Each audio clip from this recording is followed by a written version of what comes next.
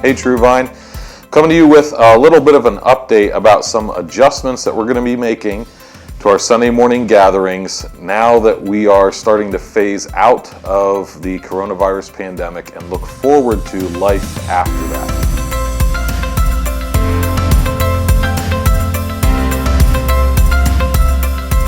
Two main adjustments that you're going to see.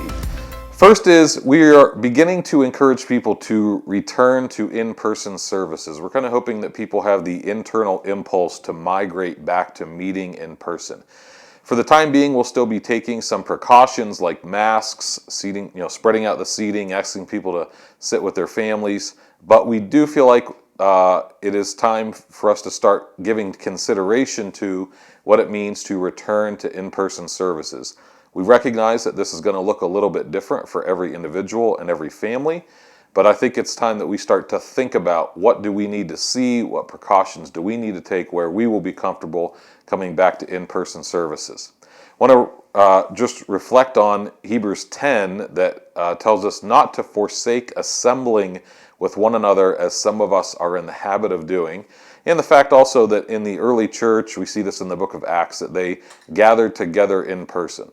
I know that with the coronavirus, there were a lot of extenuating circumstances and legitimate concerns, but as those begin to fade into the rearview mirror, I want to call us back to meeting together so that we can worship together, pray together, encourage one another, and experience the manifest presence of Jesus together in the room. Which leads me to the second adjustment that you're probably going to notice. Starting really immediately this weekend, we're going to begin to refocus our attention on what God is doing in the room. During the pandemic, we really oriented ourselves toward the home viewing experience. So how is this service experience for those that are watching through the camera on a screen at home? Because that was the majority of those that are watching. But as people come back to meeting in person, we don't want to forsake or sacrifice what God's Spirit is doing in the room. So you're probably going to notice, if you're watching from home, that we're going to be focusing on what's happening in the room. That may mean that there are times of corporate prayer that we're having in the room that you might not hear through your speakers or see on the screen.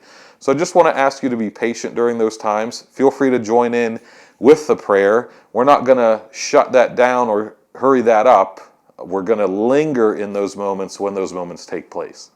Also, you may notice that there will be ministry times at the end of the services. This is something that we have always done, but we had to temporarily stop during the pandemic. But we'll be restoring those end of service ministry times, which may mean that some Sundays we don't have a very hard or clear dismissal or conclusion to the service.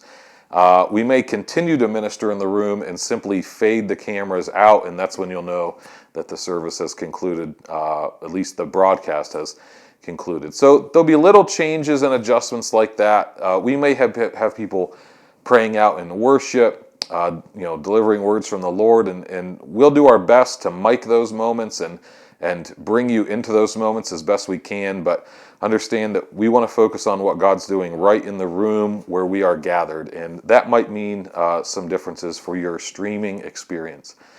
I am so grateful that we're able to utilize technology to get the Word of Jesus and the teaching of the Bible out to more people, and God has really used the online platform for that this year. I'm incredibly grateful for that. Now that we figure out how to integrate that into the whole life of our church so that we are a church that has and uses technology, but not a church that absolutely relies on technology, I'm excited to see moving forward how God is going to do that to meet us powerfully in person, but also get that out to the broadest audience possible. So thanks for your flexibility and thanks for your patience as we make those adjustments.